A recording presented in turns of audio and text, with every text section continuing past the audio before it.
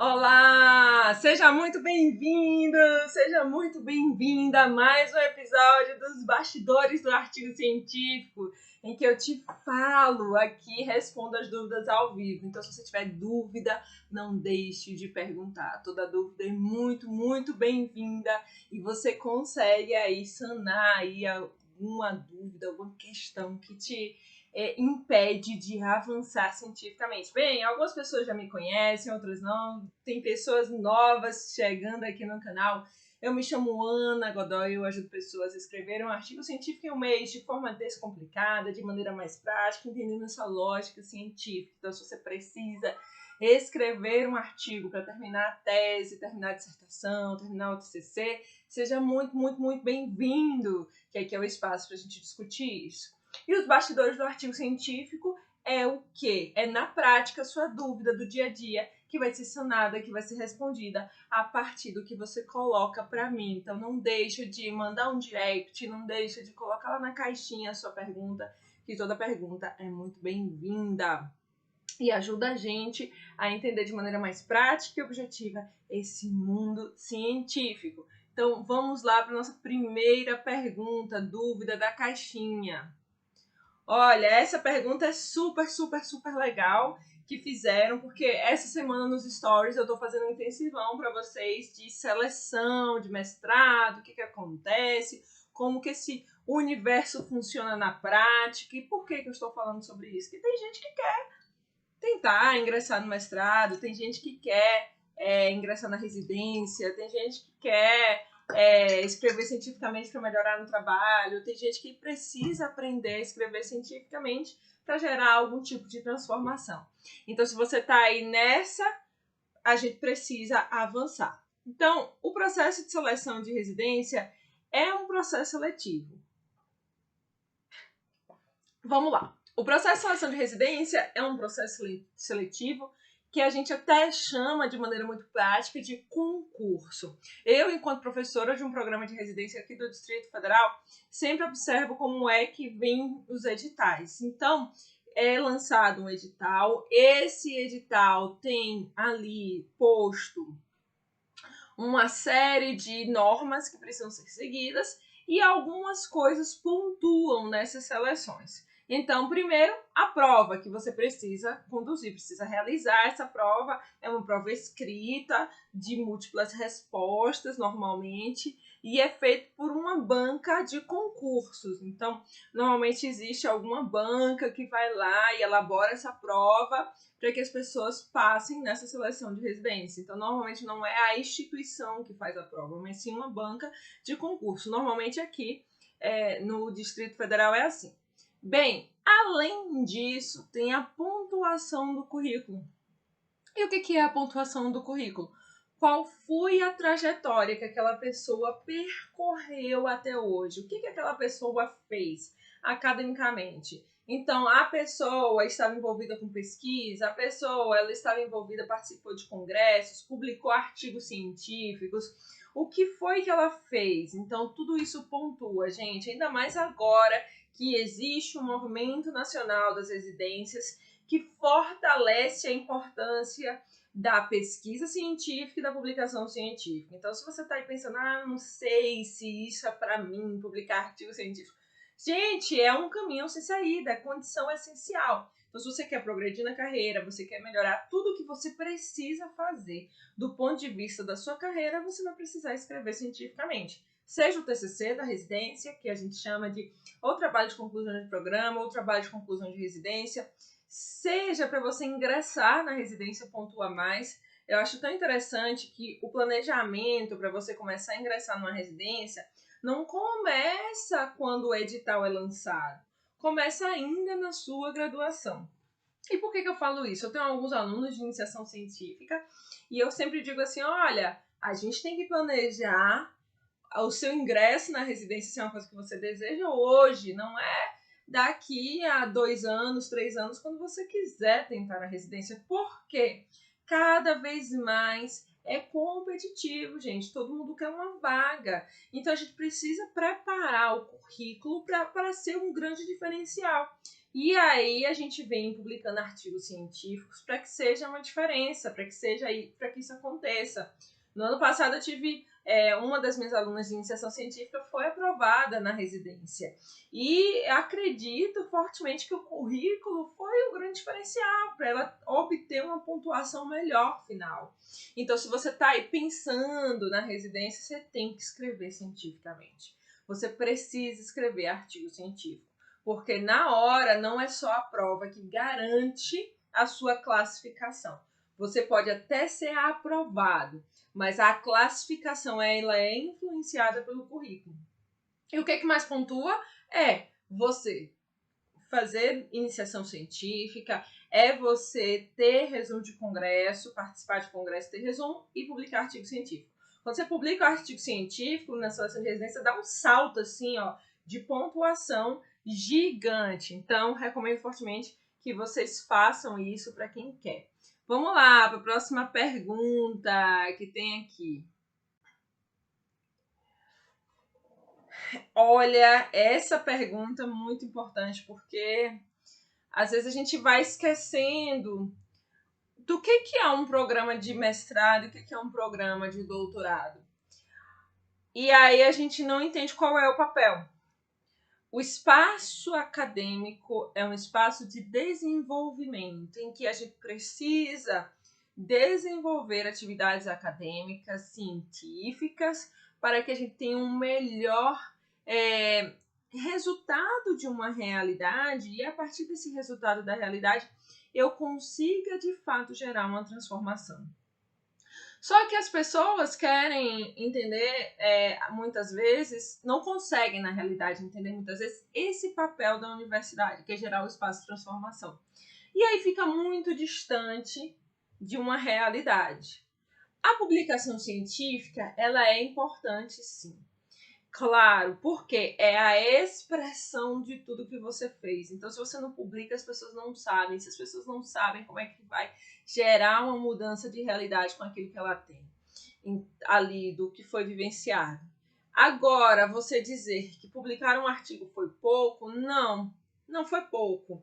E em relação ao doutorado, deveria ter, né, ali, você publicará outro, mais um é pouco? Não é. Depende do seu propósito. Por que eu publico muitos artigos científicos? Porque existe uma chama interna que me motiva a trazer resultados que ajudem outras pessoas. É isso que me motiva, é isso que me faz estar presente, trabalhar com pesquisa. Porque hoje, onde eu trabalho, por exemplo, é um local que eu posso ou não conduzir uma pesquisa. É uma opção. E por que eu escolho? Porque eu sei a transformação que gera.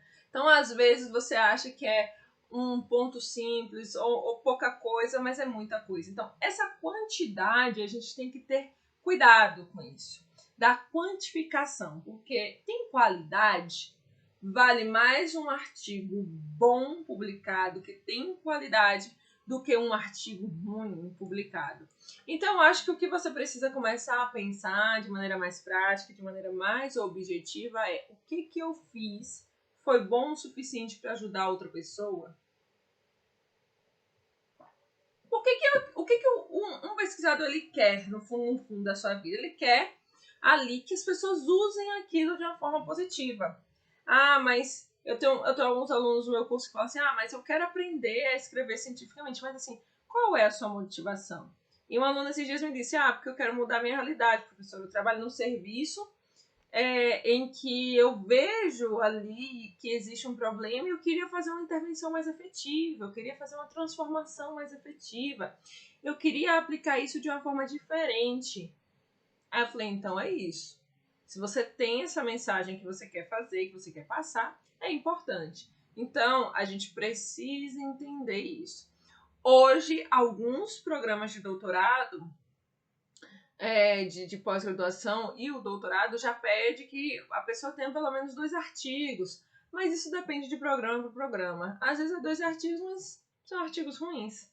De que vale a pena, né? Tudo isso. Então a gente precisa começar a qualificar esse processo, a melhorar o caminho do método, a melhorar a escrita científica de uma maneira mais clara, de uma maneira mais objetiva, conseguindo atingir aquilo que é necessário. Vamos lá, vamos lá, vamos lá. Mais uma pergunta. Olha só! Essa pergunta aqui super mega ultra interessante. Como funciona o processo de progressão do mestrado para o doutorado? Gente, muitas pessoas nem falam isso, né? Normalmente porque abre editais as seleções e aí você vai tentar cada vez mais ali, né, se organizar, se preparar para uma seleção para ingressar no mestrado e no doutorado. Mas qual é o passo esperado? Não significa que é o passo que você tem que cumprir. O passo esperado, primeiro momento, é você fazer uma seleção de mestrado, cursar um mestrado. Porque quando você está no mestrado, são 2 anos, normalmente, e são 2 anos intensos. Olha, eu vou te falar, o mestrado é a prova de fogo, hein? É uma prova de fogo, hein? Para você decidir se você quer ou não seguir. Porque é muito intenso, são 2 anos. Você tem que fazer uma pesquisa, você tem que concluir um trabalho, você tem que cursar disciplinas, você tem que fazer muita coisa ali dentro de 2 anos e ainda produzir cientificamente, né? Porque existe essa cobrança na universidade de se produzir cientificamente, porque precisa de pontuação, precisa dar um subsídio para a CAPES, dar um feedback em relação a tudo que está acontecendo. E aí, depois você decide, eu vou dar um tempo, não vou fazer o mestrado, não, eu vou dar um tempo, não vou fazer o doutorado, não, vou seguir no doutorado. Então, você tem que fazer outra seleção para o doutorado. Esse é um ponto, esse é um caminho que você precisa percorrer, participar das seleções. Mas eu posso ingressar no doutorado sem passar pelo mestrado? Pode. Você pode fazer uma seleção direto para o doutorado. Qual é a probabilidade de aprovação? É boa. Mas você precisa ter cuidado, porque quem quer o doutorado já está numa fase de maturação científica. Ou seja, já está numa fase que quer ir muito além, que quer ter outras habilidades. E às vezes, se você pular o mestrado, pode ser que você perca uma etapa importante da sua formação de pesquisador. E eu preciso estar no mestrado e no doutorado para poder escrever um artigo científico? Não. Uma coisa é uma coisa, outra coisa é outra coisa. O mestrado e o doutorado te ensina na prática como você consegue ali desenvolver uma pesquisa e você vai ter um mentor que é o seu orientador, que muitas vezes é o orientador ausente, é o orientador que não está presente, é o orientador que não participa. E isso é mais comum do que você imagina. Agora, tem que ter cuidado. Como é essa relação com o orientador e que a gente pensa nisso de uma maneira mais prática? Então, tudo isso precisa ser ponderado e avaliado. Agora, você pode sim ingressar no mestrado, estar cursando o mestrado e migrar durante o mestrado para um doutorado. Mas isso não é uma prática muito comum. Ou seja, dentro do próprio programa. O que precisa ter? Precisa ter vaga, precisa ser avaliado pelo colegiado do programa, precisa ser autorizado pelo orientador e você precisa demonstrar que tem subsídios para que a sua pesquisa seja de fato uma pesquisa para um doutoramento. Então, são uma série de requisitos para você sair do mestrado já dentro do programa e ir para o doutorado. É possível? É possível. Eu conheço algumas pessoas que conseguiram. Mas hoje, conversando com algumas dessas pessoas, elas disseram, né? Eu acho que eu poderia ter feito mesmo mestrado em menos tempo, talvez, 1 ano e meio, e ingressado no doutorado depois. Isso ajudaria a ter mais maturidade na minha construção científica, das ideias que eu estava ali querendo conduzir, fazer. Então, isso vai depender muito da sua vivência, da sua experiência, para você decidir o que vai ser feito, tá bom? Vamos lá para a próxima pergunta. Peraí, deixa eu colocar aqui. Ó, essa eu acabei de responder. Tem como ir direto para o doutorado sem passar pelo mestrado? Tem. É só você fazer o projeto, a seleção, e aí a banca vai avaliar e você pode ser aprovado. Conheço pessoas que fizeram isso. Várias pessoas. Olha, essa pergunta aqui é bem legal.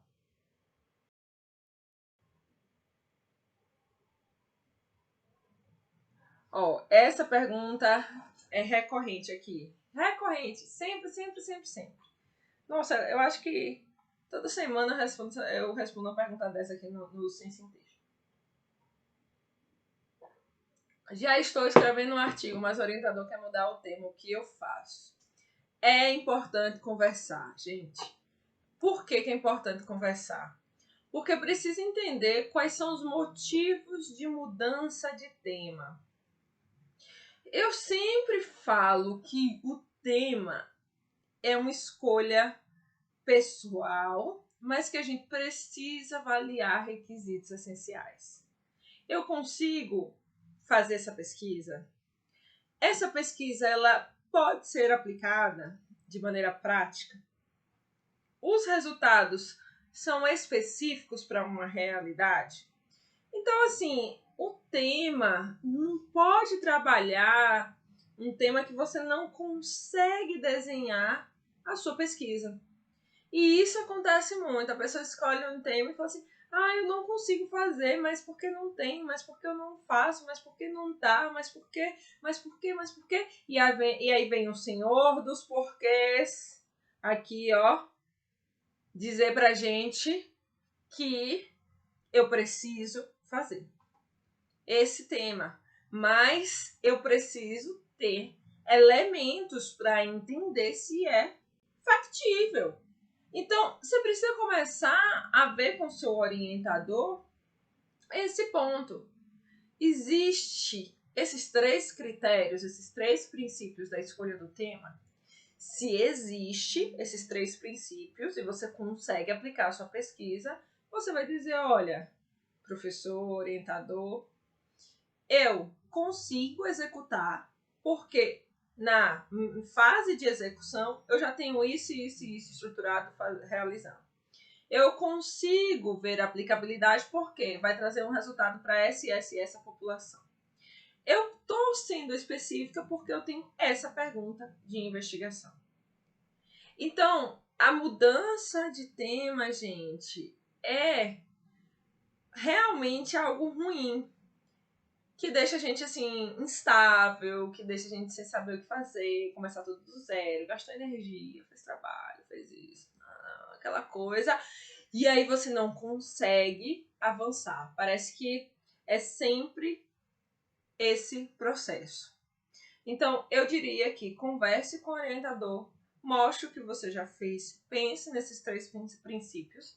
E aí, se você tem tudo isso estabelecido, siga no seu tema. Se não tem isso estabelecido, abra o coração para escolher um novo tema, tá? Porque é importante isso. Porque é muito ruim você fazer uma pesquisa e depois você não conseguir ter os resultados ali daquela pesquisa no tempo que você precisa.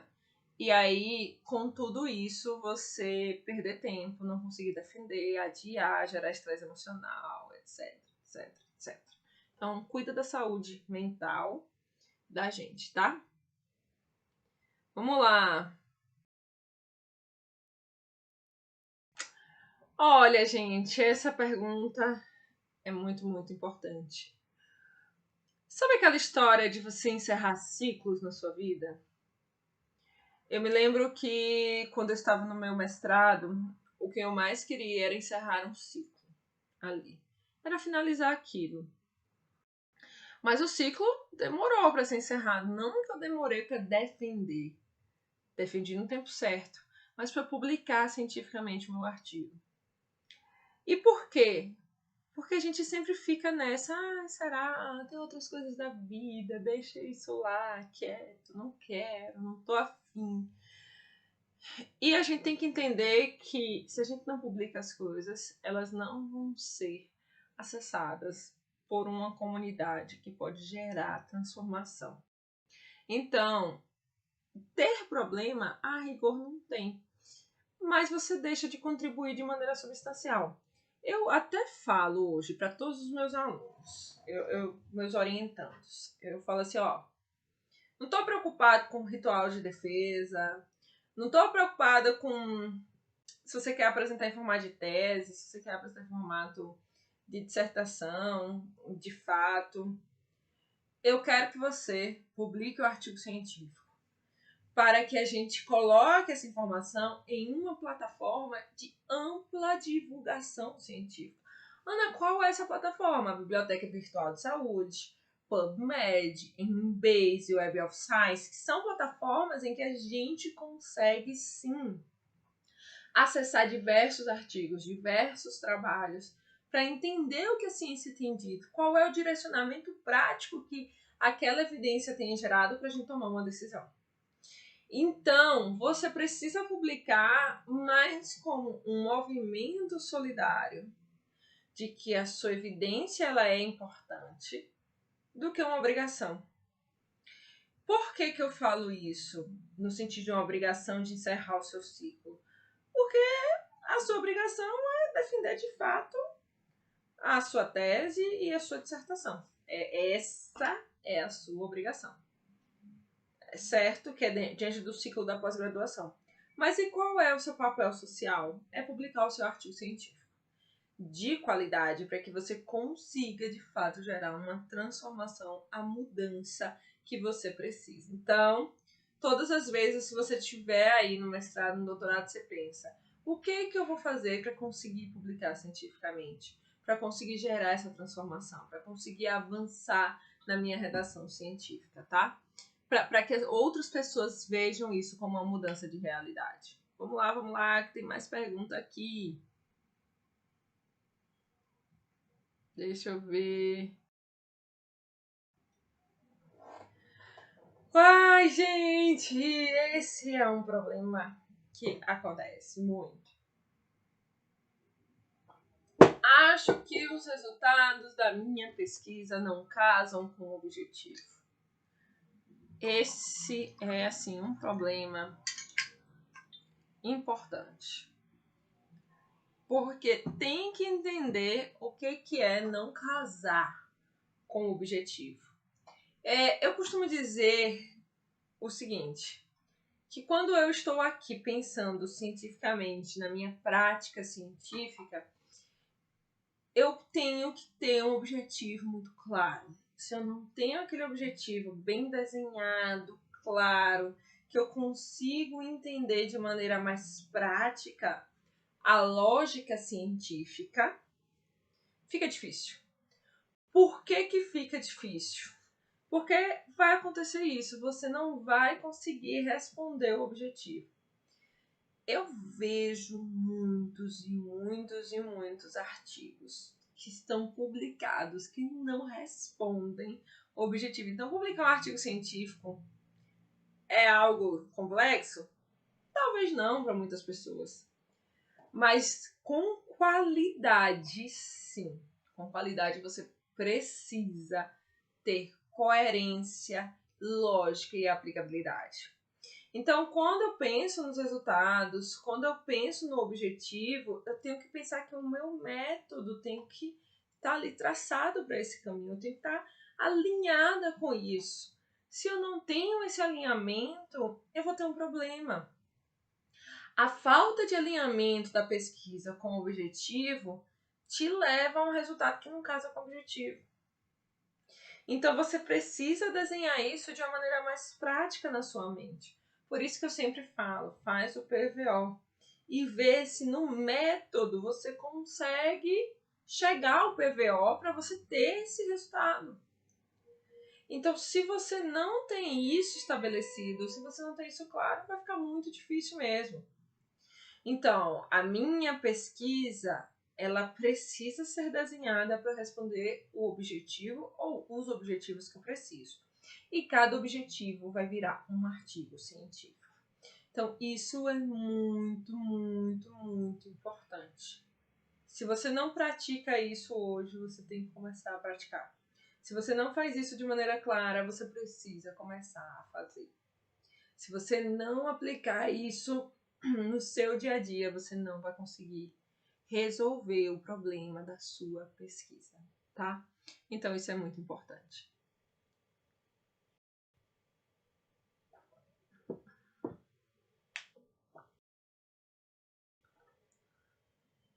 Vamos lá. Outra pergunta. Ana, já posso fazer comparações entre o meu estudo e a literatura na introdução do artigo? Não, calma. Fortes emoções nesse momento. Não faça isso. A introdução, gente, é uma conexão do tema com o leitor. Então, a conexão é o quê? É a gente estar próximo, é a gente estar junto, entendendo isso. Então, se você faz uma introdução que não conecta, ele vai ficar assim, oi, como assim? O que isso representa? Então, a comparação com a literatura, ela é feita em uma parte da discussão do seu artigo. Então, se ela é feita em uma parte da discussão, eu não posso trabalhar aqui, de fato, uma comparação. Eu posso trabalhar aqui uma síntese de evidência. Então, é por isso que é muito bom eu colocar na introdução do meu artigo uma revisão sistemática.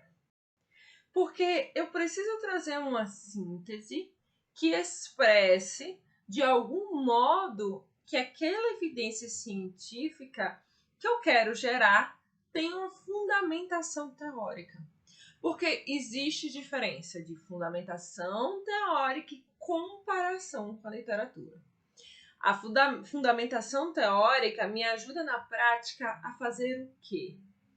A ter um conhecimento mais estruturado, mais prático sobre a informação científica. A comparação com a literatura respeita um dos princípios de Bradford Hill, que é comparar os resultados que concordam e os resultados que discordam da minha pesquisa. Então, é por isso que não cabe na introdução uma comparação com a literatura, mas uma sustentação teórica. Tem sentido o que eu quero fazer? Tem sentido a minha pesquisa? Tem sentido o que eu busco? Se tem sentido, é excelente. Esse é o caminho que eu vou percorrer. Se não tem sentido, eu preciso reavaliar. Então, na sua introdução, você consegue desenhar com mais tranquilidade esse percurso. Cuidado, que a comparação faz com que a gente fique trazendo uma série de informações desnecessárias. Outro dia, eu estava dando um parecer de um artigo científico para uma revista que tem um fator de impacto 7, um fator de impacto muito bom dentro da nossa realidade. E aí a pessoa colocou lá, nessa introdução da revista, colocou assim, segundo a lei tal, do país, tal, isso é assim, assim, assim, assim. Mas o autor, fulano de tal, diz que isso não é assim, assim, assim. Ou seja, ela queria trazer um conceito de uma lei, queria trazer um conceito de um autor, mas não mostrou uma fundamentação teórica. O que ela fez? Ela replicou uma informação que o outro autor disse, sem dizer, tá, mas tudo bem, ok, você tá me dizendo isso, mas qual é o sentido disso? Qual é o sentido disso na prática? Então, quando a gente está na introdução, a gente precisa ter isso. Mostrar para o leitor, tá, mas o sentido disso é fundamentado nesse ponto aqui. Então, leitor, atenção, esse tema é importante. Então, você vai levando a um caminho que mostra que esse tema é importante. Então, quando a gente não trabalha uma boa introdução, a gente não se conecta com o leitor. Aí o leitor já fica assim, não vou ler, não. E é tão interessante esse efeito que isso vem de algum modo para o resumo. Eu li um resumo e falei assim, eu li o resumo e falei assim, esse artigo aqui não é um bom artigo. Mas eu estava no papel de revisora, tinha que emitir um parecer, segui dentro desse fluxo, e no que eu segui dentro desse fluxo de leitura do artigo científico, do que estava posto ali, eu fui lá avaliar o que ele tinha feito. E realmente, só pelo resumo já tinha visto que ele não tinha emitido, não tinha construído um bom artigo. Claro o suficiente para trazer transparência para o leitor. Avaliando do ponto de vista metodológico, tá, gente? Porque é importante avaliar do ponto de vista metodológico. Porque a gente, não, mas o tema é interessante, tá? Mas e o método? Tá estruturado? Não adianta. Ninguém quer fazer cirurgia com um cirurgião que não tem uma boa técnica cirúrgica. Então a ciência não pode confiar em um trabalho que não tem um método seguro. E é isso que você precisa aprender e precisa ter claro. Gente, quem não se inscreveu ainda na Semana do Artigo Científico, que vai acontecer de 18 a 22 de outubro, recomendo fortemente que você se inscreva, participe, esteja lá, porque este evento tá assim, ó, sensacional. Diferentão, vai ser bem diferente de tudo que eu já fiz. Então, eu recomendo fortemente que você esteja presente, se inscreva, vai lá e não deixa de participar. Se você tem dúvida, me manda pergunta na caixinha, me manda pergunta no direct, que eu vou te responder. Um beijo, até a próxima!